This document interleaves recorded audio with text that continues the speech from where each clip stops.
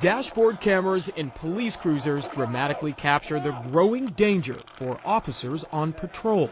Holy crap. This officer didn't see the car coming. Neither does this officer, who was about to give a ticket when...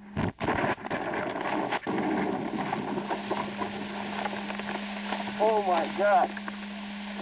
Man, are you okay? You okay, man? Safety groups say accidents like this happen more often and are more deadly than most people realize.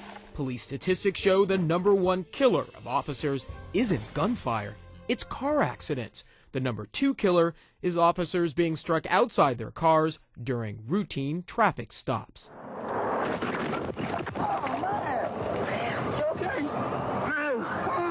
The statistics are not surprising to Cincinnati policeman Jerry Enneking. He says that in his 16 years on the force, he made more traffic stops than he can remember, but some he will never forget. As I put the car in park, I was struck from behind. Enneking says the driver who hit his cruiser wasn't paying attention.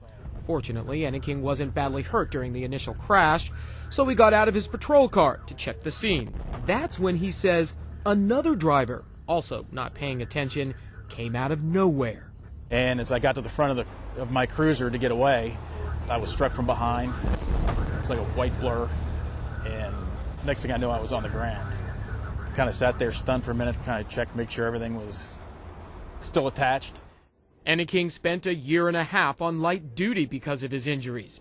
His kneecap was knocked off during the accident. Then, 2 years later, on November 15th, 2005, Enneking was hit again during a traffic stop. He suffered 2 lacerated discs in his neck in that accident. I did everything that I could as far as turning on the emergency lights to warn people behind me. The problem has become a major concern for the International Association of Police Chiefs. So much so, the organization put together its own training video to show officers how to be safer out on roadways like this one.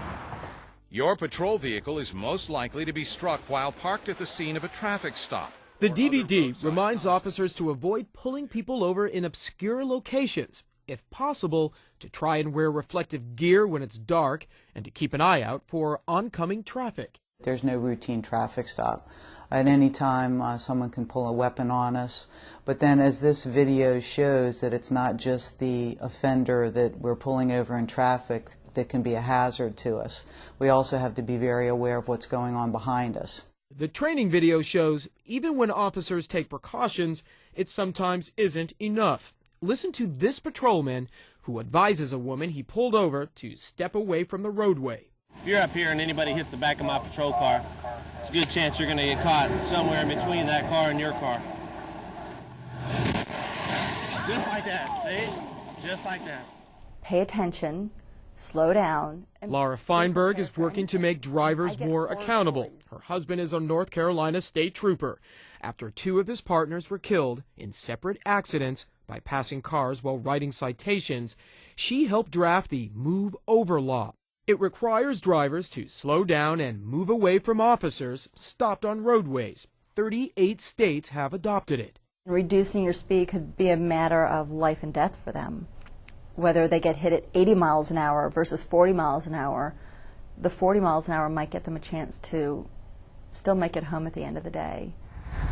Officers like Jerry Enneking say drivers need to remember a few simple rules. Slow down and just to pay attention. I mean, that's the main thing, is just pay attention and to use common sense. That, he says, is the best way to avoid more scenes like this. Jason Carroll, CNN, New York.